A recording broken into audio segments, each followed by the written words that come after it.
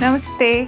വിശുദ്ധിയുടെ പുണ്യവുമായി ഒരു ക്രിസ്മസ് രാവ് കൂടി. ശരിക്കും എൻ്റെ ആനീസ് കിച്ചൻ്റെ എല്ലാ പ്രേക്ഷകർക്കും ഒരു മെറി മെറി ക്രിസ്മസ്. അതിൻ്റെ കൂടെ തന്നെ ഒരു ഹാപ്പി ന്യൂ ഇയർ. നമ്മളെല്ലാവരും പറയുന്ന പോലെ merry Christmas and happy new year in advance. Okay, ഇന്ന് ക്രിസ്മസ് ആകുമ്പം എന്നാ പറയുക, ക്രിസ്മസിൻ്റെ മൂഡ് ഒരു പ്രത്യേക മൂഡാ. എന്നാന്ന് വെച്ചാൽ എനിക്ക് ഒത്തിരി പറയാനുണ്ട് ക്രിസ്മസിനെ കുറിച്ചാന്നേൽ.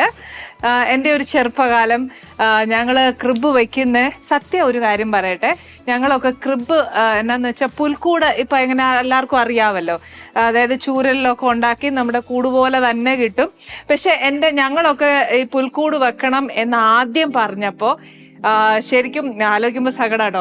അപ്പം ഞങ്ങളൊക്കെ കുഞ്ഞാ, പക്ഷെ അതിൻ്റെ ഒരു പുൽക്കൂടിൻ്റെ രീതിയോ അതിൻ്റെ കാര്യങ്ങളോ ഒന്നും അറിയാൻ മേലാത്തൊരു കാലമായിരുന്നു. അന്നേരം അപ്പായോട് ഞങ്ങൾ ബാക്കിയുള്ളവരെ കണ്ടേച്ച് ഞങ്ങൾ അപ്പായോട് എന്ന് പറയും, അപ്പം ഞങ്ങൾക്കും പുൽക്കൂട് വേണം എന്ന് പറയും. അപ്പം എന്നാ അപ്പ ചെയ്യുന്നതെന്നു വെച്ചാൽ നമ്മുടെ ഒരു കാർട്ടൺ ബോക്സില്ലേ ഈ പേസ്റ്റ് ബോർഡ് എന്ന് പറയുന്നത്, അത് എൻ്റെ അപ്പ പുൽക്കൂട് പോലെയൊക്കെ ആക്കി തന്നേച്ച് പറയും, ഇതിൽ നിങ്ങൾ ആദ്യം പുൽക്കൂട് വെച്ച് പഠിച്ചോളൂ എന്നൊക്കെ പറഞ്ഞേച്ച് അപ്പം ഞങ്ങളെ കൊണ്ട് അതിനകത്ത് പുൽക്കൂട് ഒരുക്കിച്ച കാലം ഉണ്ടായിരുന്നു. പക്ഷെ ആ കാലം എന്നൊക്കെ പറയുന്നത് ഭയങ്കര സന്തോഷം എന്ന് പറഞ്ഞാൽ ഞങ്ങൾ അതിന് വേണ്ടി ഇരിക്കുമായിരുന്നു. അമ്മച്ചി എല്ലാ ഈസ്റ്ററിനും ക്രിസ്മസിനും ഒക്കെ ഒരപ്പം എന്ന് പറഞ്ഞിട്ട് ഒരു വിഭവം ഉണ്ടാക്കും. അത് എല്ലാവർക്കും അറിയാവോന്ന് എനിക്കറിയത്തില്ല, പക്ഷെ എന്നാലും അതിനൊരു ടേസ്റ്റ് അമ്മച്ചി അടുപ്പേ വെച്ചുണ്ടാക്കുന്നത്, അതിൻ്റെ ഒരു മണം.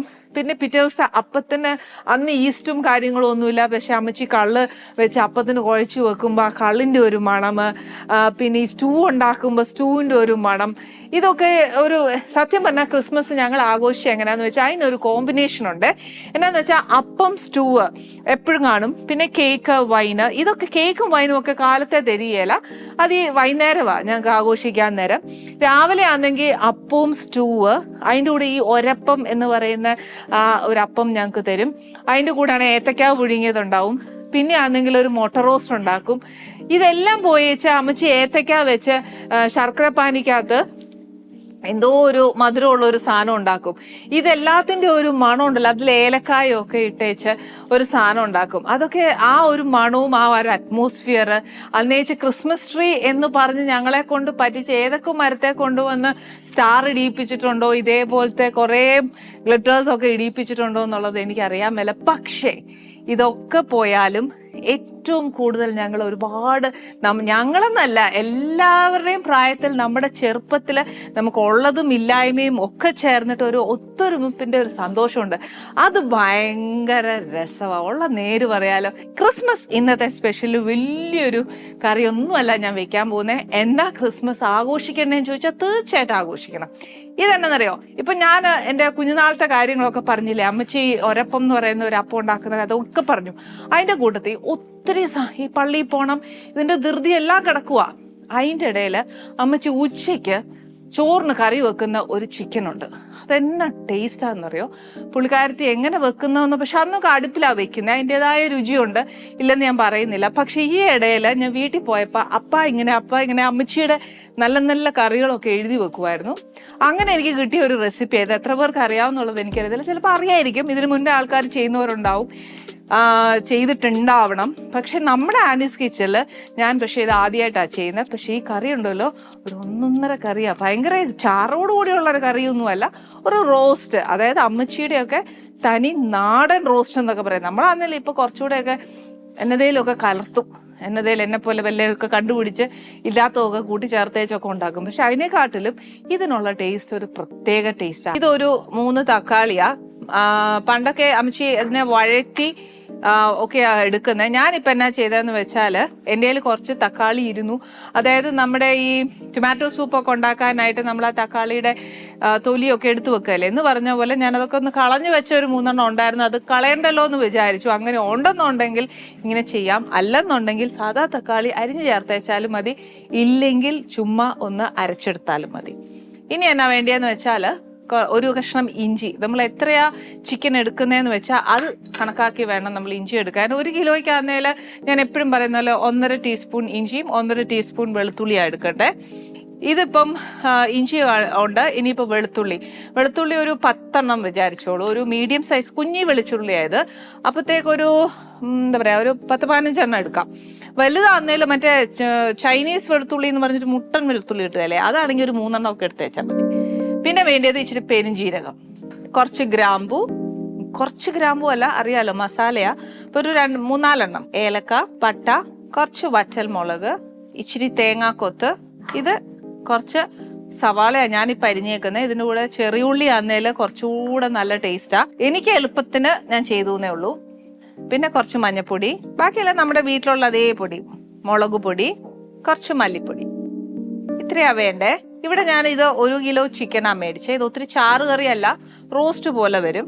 പിന്നെ ഉള്ളത് ഇച്ചിരി കറിവേപ്പില.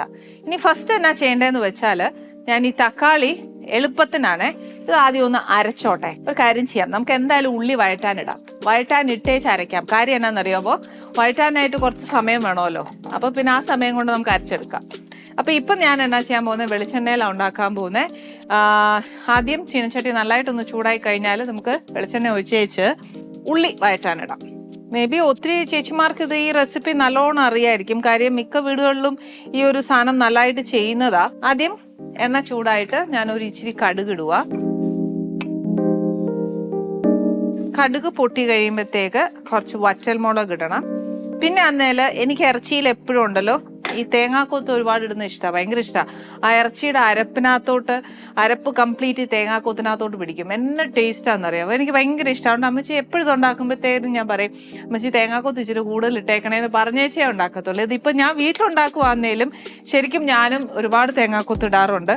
ഹെൽത്തിന് നല്ലതല്ല എന്ന് കേൾക്കും, പക്ഷെ എന്നാലും ഇഷ്ടമായതുകൊണ്ട് എപ്പോഴും ഇല്ലല്ലോ, നമ്മൾ ഇച്ചിരി വല്ലപ്പോഴും ഒക്കെ അല്ലേ കഴിക്കുന്നത്, അതുകൊണ്ട് പിന്നെ വലിയ കുഴപ്പമില്ല, കഴിക്കും ഞാൻ. അത് ഞാനിപ്പം കുട്ടികൾക്കായാലും ഇല്ലേ അവർക്കും അന്നേലും പറഞ്ഞു കൊടുത്തിട്ടുണ്ട്. അപ്പോൾ അവർക്കും ആ ടേസ്റ്റ് ഇഷ്ടമാണ്. അതുകൊണ്ട് ഇപ്പം ഇറച്ചിയെക്കാട്ടിലും കൂടുതൽ തേങ്ങാക്കൊത്താണോ എന്ന് പോലും സംശയം. ഇപ്പം വീട്ടിനകത്ത് നല്ല ടേസ്റ്റാണ്. ഇപ്പം നമ്മുടെയൊക്കെ എളുപ്പമാ ഈ പറയുന്ന മല്ലിപ്പൊടി മുളക് പൊടിയും ഒക്കെ.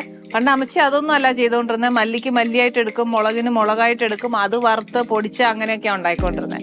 പക്ഷെ നമ്മളെ കൊണ്ട് അത് എന്തിനാ നമ്മൾ എന്ന് പറയുന്നത്, എന്നെ കൊണ്ട് പറ്റുന്നില്ല എന്നേ ഉള്ളൂ. പക്ഷെ എത്രയോ പേരുണ്ടാവും അത് ചെയ്യുന്നത് കേട്ടോ. കടുക് പൊട്ടി വറ്റൽമുളക് ഇടുക, അതിൻ്റെ കൂട്ടത്തിൽ തന്നെ തേങ്ങാക്കൊത്ത്.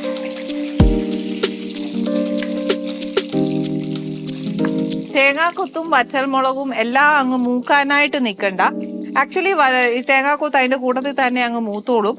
അപ്പം എന്നാന്ന് വെച്ചാൽ അതിൻ്റെ കൂട്ടത്തിൽ തന്നെ ഞാൻ ഈ സവാളയും കൂടെ അങ്ങ് ചേർക്കുക.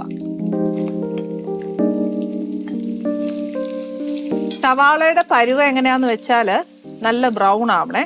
അപ്പൊ ഇത് ഇച്ചിരി സമയം എടുക്കുമല്ലേ, ആ സമയം കൊണ്ട് ഞാൻ നേരത്തെ പറഞ്ഞ പോലെ ഇതിന്റെ അരപ്പൊന്ന് അരച്ചെടുക്കാം. ഇതിവിടെ കിടന്നാവട്ടെ. ഇതിനകത്തോട്ട് നമ്മൾ ഈ തക്കാളി ഇടുക. ഇഞ്ചിയും വെളുത്തുള്ളിയും ഞാൻ പറഞ്ഞ കണക്ക് രണ്ട് 1 കഷ്ണം ഇഞ്ചിയാണ് ഞാൻ എടുക്കുന്നത്. 1 ഇഞ്ച് ഇതേണ്ട ഈ 1 കഷ്ണം ഇഞ്ചി എടുത്തു. പിന്നെ വെളുത്തുള്ളി ഒരു കുഞ്ഞി വെളുത്തുള്ളി ആയതുകൊണ്ട് ഞാൻ പറഞ്ഞില്ലേ ഒരു 10-15 എടുക്കാം. ഇനി 1 സ്പൂൺ പെരിഞ്ചീരകം. ഇതൊക്കെ ശരിക്കും പറഞ്ഞ അമ്മച്ചി അമ്മിക്കല്ലിലൊക്കെ വെച്ച് അരച്ചേച്ചാ ഉണ്ടാക്കുന്നത്. എന്നോ ടേസ്റ്റാന്നറിയോ. ആ അമ്മിക്കല്ലിന്റെ അടുത്ത് പോയി നമ്മൾ ഇതൊക്കെ കാണാനായിട്ട് നിൽക്കുമ്പോഴത്തേക്കും ഉണ്ടല്ലോ ശരിക്കും ആ മസാലയുടെ മണം ഉണ്ടല്ലോ എന്ത് രസമായിട്ട് നമുക്ക് അറിയാനൊക്കെ ഒന്നറിയോ. ആ ഒരു മൂപ്പ്, ആ മസാല വറുത്തെടുക്കുന്നതിന് ഒരളവ്, ഇതെല്ലാം ഉണ്ട്. അരച്ചെടുക്കുമ്പോഴത്തേക്ക് ആദ്യം ഇച്ചിരി കല്ലുപ്പ് വെച്ച് അരയ്ക്കും, പിന്നെ ഇച്ചിരി വെള്ളം ഇച്ചിരി തൊട്ട് അരയ്ക്കും. എന്നെ കൊണ്ടൊക്കെ ആദ്യം ഈ അമ്മിക്കല്ലിൽ അരപ്പിച്ചതൊക്കെ എനിക്ക് ഇപ്പോഴും ഓർമ്മയുണ്ട്. കാര്യം ഒരു കുടം വെള്ളം എടുത്ത് ഒഴിക്കാം, അന്നേരം അരപ്പും കാണുകയില്ല ഒന്നും കാണുകയില്ല. പക്ഷെ അമ്മച്ചി പറയുന്നത് എന്നാന്നറിയാം, അങ്ങനെ ചെയ്ത് പഠിച്ചാലല്ലേ നമുക്ക് അറിയത്തുള്ളൂ. നമ്മുടെ ചിലർക്ക് ഒരുപാട് വെള്ളം ഒഴിച്ച് അരയ്ക്കാനായിരിക്കും പറ്റുക, അത് സാരമില്ല എന്ന് പറഞ്ഞിട്ട് ഒരുപാട് എന്നാ പറയാ ഈ കുക്കിംഗ് പഠിക്കാനായിട്ട് അമ്മച്ചിയൊക്കെ എന്നെ ഒരുപാട് ഹെൽപ്പ് ചെയ്തിട്ടുണ്ട്. ഒരു സാധനം അവള് ചെയ്താൽ അത്രയും പോവുകയല്ലേ എന്നുള്ള ചിന്തയല്ല, അവള് പഠിച്ചോട്ടെ എന്ന് അപ്പച്ചനും അമ്മച്ചിയൊക്കെ ഒത്തിരി സപ്പോർട്ട് ചെയ്തിട്ടുണ്ട്. ഇനി എന്നാ വേണ്ടിയെന്ന് വെച്ചാൽ ഒരു 3-4 ഗ്രാമ്പു, ഒരു 2-3 ഏലക്ക, പിന്നെ 1 കഷ്ണം പട്ട മതി. 1 കഷ്ണം പട്ട. ഇത് ഇത്രയും നല്ലതായിട്ട് ഒന്ന് അരച്ചെടുക്കണം.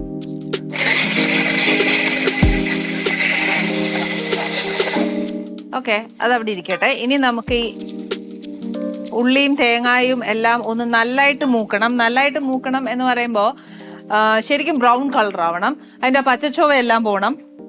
അതിന് വേണ്ടിയിട്ട് ഞാനൊരു ഇച്ചിരി ഉപ്പിടുക. പിന്നെ ഉപ്പിടുമ്പോൾ ശ്രദ്ധിച്ചോണം. ആക്ച്വലി ഇതിന് വലിയ പണിയൊന്നുമില്ല. ഇതൊന്ന് മൂത്ത് കിട്ടുന്ന പാടേ ഉള്ളൂ. പിന്നെ ചിക്കൻ ഒന്ന് വേവണം, അതൊക്കെ തന്നെയേ ഉള്ളൂ ഇതിനകത്തെ സമയം എടുക്കുന്ന കാര്യങ്ങൾ. പക്ഷെ എൻ്റെ അമ്മച്ചിക്കൊക്കെ അതിനൊന്നും വലിയ നേരമില്ലായിരുന്നു. കാര്യം ഒത്തിരി അടുപ്പയിൽ പല തരങ്ങളല്ലേ വെച്ചേക്കുന്നത്. അപ്പോൾ ഒന്ന് നോക്കി വെച്ചാൽ അടുത്തയിലോട്ട് നോക്കി എന്നാ സ്പീഡിൽ അമ്മച്ചിയൊക്കെ ചെയ്തേ. ഈ ഉള്ളി ഒരു ഇച്ചിരി ബ്രൗൺ ആവണം. ഇതിനൊക്കെ ക്ഷമ വേണേ, അല്ലെന്നുണ്ടെങ്കിൽ ഉള്ളിയുടെ മധുരച്ചോവ നല്ലോണം വരും. അന്നേരം അതൊരു ഇച്ചിരി സമയം എടുത്തൊന്ന് വാട്ടിയെടുക്കണം. അതേപോലെ നമ്മൾ ഈ അരച്ചു വെച്ചേക്കുന്ന തക്കാളി ഉണ്ടല്ലോ, അതിന്റെ വെള്ളമയവും പോണം. അതൊക്കെ ശരിക്കും ഞാൻ അമ്മച്ചിയുടെ അടുത്ത് നിന്നാണ് പഠിച്ചത്. ആദ്യം എന്നോട് പറയും പൊടി ചേർക്കണം, പൊടി ഒന്ന് മൂത്ത് കഴിഞ്ഞാൽ നമ്മൾ ഈ അരച്ചു വെച്ചേക്കുന്ന ചേർക്കണം. അപ്പൊ ഇതിന്റെ വെള്ളം മാത്രം മതിയാവും ആ പൊടി ഒന്ന് വെന്ത് മൂത്ത് ഒക്കെ വരാനായിട്ട്. അമ്മച്ചിയൊക്കെ ഈ ഇറച്ചിയോ മീനോ വെക്കുമ്പോഴത്തേക്ക് അധികം വെള്ളം ഒഴിച്ചിട്ടുള്ള കളിയൊന്നും ഞാൻ കണ്ടിട്ടില്ല.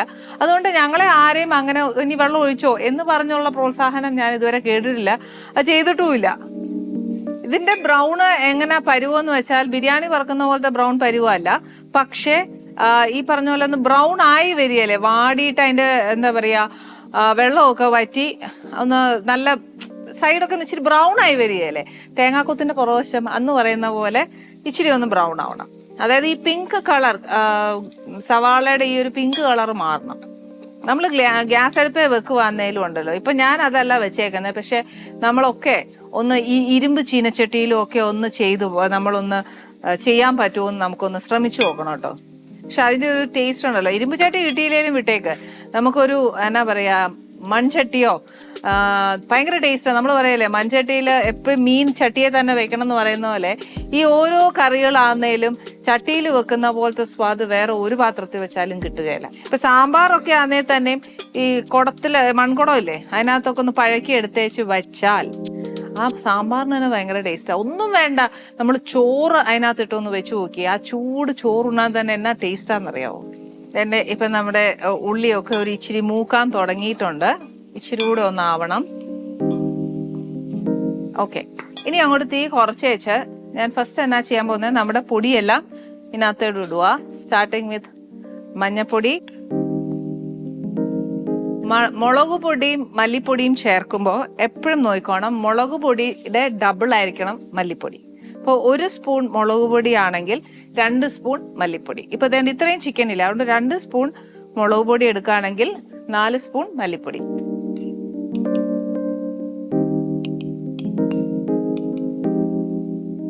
തീ കുറച്ച് വെച്ചു, അതൊന്ന് മൂക്കാനായിട്ട്. അത് തന്നെ അറിയാം, അധികം നേരം എടുക്കുകയല്ല, എണ്ണയൊക്കെ നല്ല ചൂടായിരിക്കുക. അപ്പൊ ഈ പൊടി മൂക്കാൻ എന്നാ നേരം വേണം, ഇച്ചിരി നേരം മതി. അത് കഴിഞ്ഞേച്ച് രണ്ട് എണ്ണയൊക്കെ സൈഡിൽ തെളിഞ്ഞു. അതാ ഞാൻ പറഞ്ഞത്, ഭയങ്കര കട്ടിയുള്ളൊരു പാത്രം എടുക്കുവാണെങ്കിൽ സത്യം പറഞ്ഞാൽ ഭയങ്കര എളുപ്പമാണ് കാര്യങ്ങൾ. അതിനകത്തോട്ട് രണ്ട് ഈ അരച്ചു വെച്ചേക്കുന്ന അരപ്പൂടെ ഒഴിക്കുക.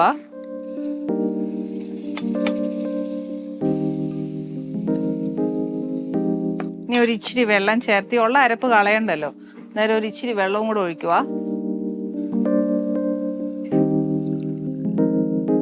ഇനി തീ ഒന്ന് കൂട്ടി വെച്ചേച്ച് ഈ അരപ്പിന്റെ ഒരു ഈ അരപ്പിന് തന്നെ ഒരു പച്ചച്ചൊവ്വയുടെ ഒരു മണമുണ്ട്, അത് നമുക്ക് നല്ലോണം അറിയാം. ഈ അരപ്പൊന്ന് മൂത്ത് ഈ വെള്ളം ഒന്ന് പറ്റിയേച്ച് ഈ എണ്ണ നമ്മൾ ആദ്യം ഒഴിച്ച എണ്ണയുണ്ടല്ലോ അതൊന്ന് തെളിഞ്ഞു വരുമ്പോഴത്തേന് നമുക്ക് ഇറച്ചിയിടാവേ. ഇതിനൊക്കെ ഒരു ഇച്ചിരി ക്ഷമയും കാര്യങ്ങളും വേണം, എന്നാലേ ആ ഒരു എന്താ പറയാ ആ എണ്ണയൊക്കെ ഒന്ന് തെളിഞ്ഞു വന്ന് ആ എണ്ണയിലൊന്ന് കിടന്ന് ഇറച്ചി വേവുന്നതും ഈ അരപ്പൊക്കെ ഒന്ന് മൂത്ത് വരുന്നതും ആ ഒരു രീതിയുണ്ട്. ആ ഒരു മണം ഇപ്പോഴും ഞാൻ പറയുമ്പം എൻ്റെ മൂക്കിൽ വരുന്നുണ്ട്. അമ്മച്ചിയുടെയൊക്കെ ആ മൂപ്പിക്കുന്ന ഒരു മണമില്ലേ. അമ്മച്ചിക്കും ഉണ്ടായിരുന്നു ഇഷ്ടം പോലെ ഈ കറിവേപ്പില ഇടുന്ന സ്വഭാവം. ചിലപ്പോൾ അതായിരിക്കും എനിക്കും കിട്ടിയത്. കൂടെ നിന്ന് അമ്മച്ചിയുടെ ഒരു എന്നാ പറയാ, സത്യം പറഞ്ഞാൽ എനിക്ക് ഏറ്റവും നഷ്ടം ആയിട്ട് എനിക്ക് തോന്നിയിട്ടുള്ളത് അമ്മച്ചിയുടെ നല്ല റെസിപ്പീസ് ഒന്നും എനിക്ക് എഴുതാൻ ഒത്തില്ല എന്നുള്ളതാ. നമ്മൾ നേരത്തെ ചേർത്ത ഉപ്പ് ഒട്ടും പോരാ അറിയാം, പക്ഷെ എന്നാലും നമ്മൾ ഇറച്ചിയൊക്കെ ഒന്ന് ഇട്ടേച്ച് ഞാൻ അതിന്റെ ഇറച്ചിയും കൂടെ ഒന്ന് വെന്തിട്ട് ഞാൻ ബാക്കി ഉപ്പ് ചേർക്കത്തുള്ളൂ. വേറെ എങ്ങാനും ഒന്ന് കൂടി പോയാൽ ഇച്ചിരി പാടാ. എന്റെ സൈഡിലൊന്ന് ഇച്ചിരി എണ്ണ തെളിഞ്ഞോട്ടെ. ഓക്കെ, നമ്മുടെ ഇതിന്റെ അരപ്പ് ഓൾമോസ്റ്റ് ആയി കഴിഞ്ഞു. ഓൾമോസ്റ്റ് അല്ല, ആയി. എന്നാന്ന് വെച്ചാല് നമുക്ക് ഈ എണ്ണ തെളിഞ്ഞ് വരുമ്പോഴേ അറിയാൻ നോക്കും അത് ആയി എന്നുള്ളത്. ഇനി നെക്സ്റ്റ് എന്നാ ചെയ്യുന്നത്, ഞാനൊരു തുള്ളി വെള്ളം ഒഴിച്ചിട്ടില്ല. ഇനി ഇത് ഇറച്ചി ഇടാനായിട്ട് പോവാ.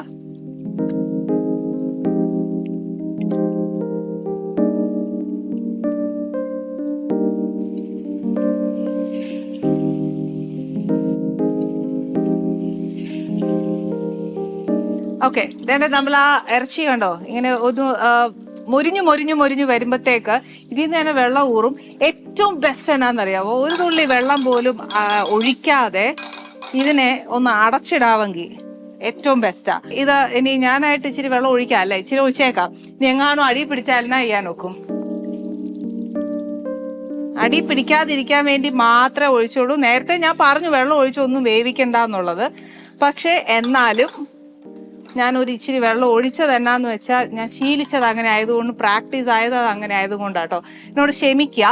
ഇപ്പൊ ഇനി ഇതിനകത്ത് വേറെ പണിയൊന്നുമില്ല. മാക്സിമം കറിവേപ്പില എല്ലാം ഇടുക, അതാ ചെയ്യണ്ടേ.